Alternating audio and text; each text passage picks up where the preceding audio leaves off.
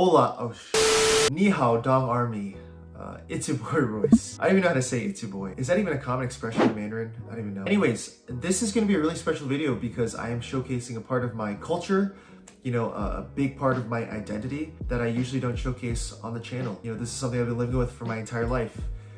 So yes, I am a student. Big shocker. I know a lot of you guys don't know this, but I am a student and I'm dedicated to lifelong learning, which is why I am learning a new language. And I also am Chinese American. And that is why I've been using Duolingo for the last 30 days in order to learn, or I should say relearn, Mandarin Chinese. Mandarin Chinese is something I've grown up with.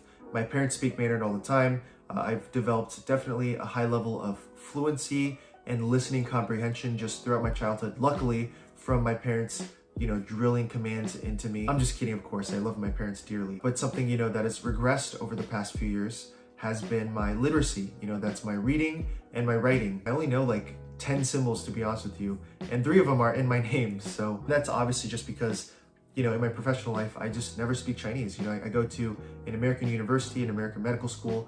I'm going to be working at an American university, in an American hospital.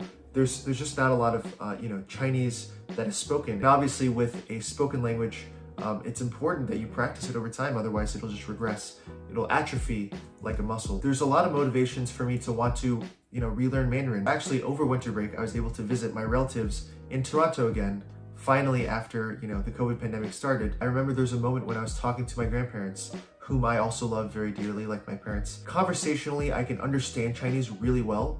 So whatever they were saying to me, I understood. But on the flip side, when it came to me talking to them, although I sound very fluent, my accent is not really that perceivable, it just takes a lot of time for me to think of words. And so essentially in the conversation, I just say like 10 words, over and over again.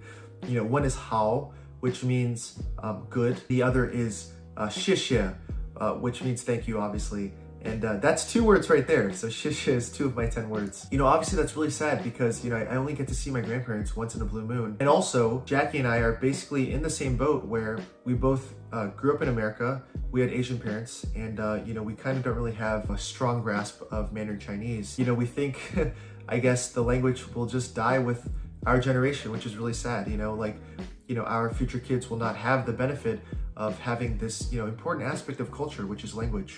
And also of having the, many cognitive benefits of being bilingual that I was, very fortunate to have in my childhood. Language is such an important part of culture. And I think preserving your culture is such an important thing, especially when you move to a new country like the United States and you're just speaking English all the time and you're just, getting heart disease by eating burgers all the time. It's really important to remember, where you came from, where your parents and their parents came from. And, one of my biggest regrets in life has been not maintaining the Chinese language. There's obviously many opportunities in the future I'll have to talk with my relatives. And there's also, a lot of time in the future until we have kids. And I have to start, teaching them Chinese and being a tiger dad. So my motivation for Duolingo is, for the sake of my grandparents and my relatives and for the sake of our future kids. I really wanted to learn literacy, obviously, so relearning a lot of reading and writing that I had forgotten over the last few years of American schooling, and also getting better at conversation, speaking, thinking of words, speaking fluently. That's my motivation going into this, and keep in mind, my listening comprehension is extremely high. So in case you haven't used Duolingo before, it is an extremely popular language learning app that you can get on your phone for free. So they have you first take a diagnostic test that was honestly pretty easy. Every day they have you do a new set of exercises. It's like 10 or 15 exercises. It takes like 5 to 10 minutes for me. They might have, a list of Chinese words and a list of American words.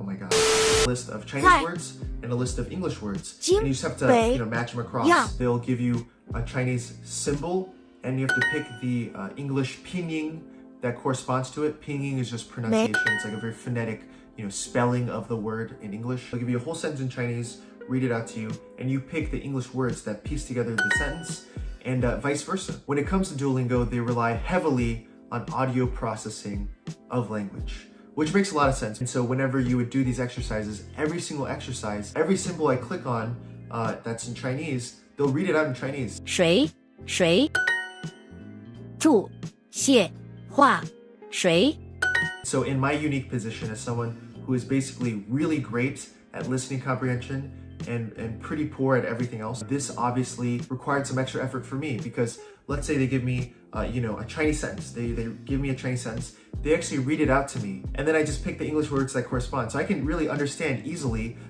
oh, Teacher Lee lives in New York in Chinese. I can understand it really easily, and then I just pick Teacher Lee lives in New York. Super easy. And so obviously required extra effort from my end because of my unique circumstances.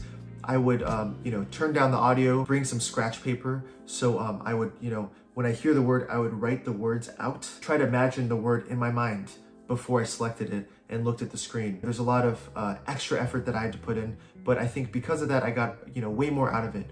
Because had I not been, turning down the audio, it would just be a cakewalk, to be honest with you. I wouldn't learn anything. Obviously, this is a very special circumstance. I'm not trying to, criticize Duolingo. They're not doing anything wrong. They don't really expect people who are learning a new language from scratch to have really high listening comprehension and really high fluency for some reason. It kind of just doesn't make sense. So it's not Duolingo's fault at all. But just so you know, in case you're in a similar situation, in case, you find this informative. So now let's talk about the results. So I think my literacy has gone up exponentially. I didn't know very many words to start with, so now I know, a handful more. I have a lot of other, basic Chinese vocabulary down for literacy. Now, when it comes to conversation, I would say that in 30 days it improved at least a little bit. You'll see the before and after that my conversation is roughly about the same because it already was, pretty fluent. It's just a few vocab, diction that really I had trouble with. So now I'm gonna play a clip from when I started Duolingo of me speaking in Chinese. This is definitely not me like 2 days ago before my haircut talking in Chinese for the sake of this video. 我现在是一个学生在UPenn 上学 how do you say become? I don't even know how to say become. 我要弄一个医生。我喜欢打篮球，还有我喜欢锻炼身体。我喜欢吃好饭，跟着朋友，还有玩开心的东西，像篮球和看电视和去走路，在绿的地方去。So now I'm going to give a demonstration of my Mandarin Chinese conversationally 30 days into Duolingo. 你好，我的名字是林家健，我现在在费城住，我现在很饿。我录完的时候，我和 Jackie 会去一个餐馆吃很好的饭。我最喜欢的饭是中文的饭，像General Tso's Chicken 和 Orange Chicken 太好吃，跟着米饭太好吃，真的。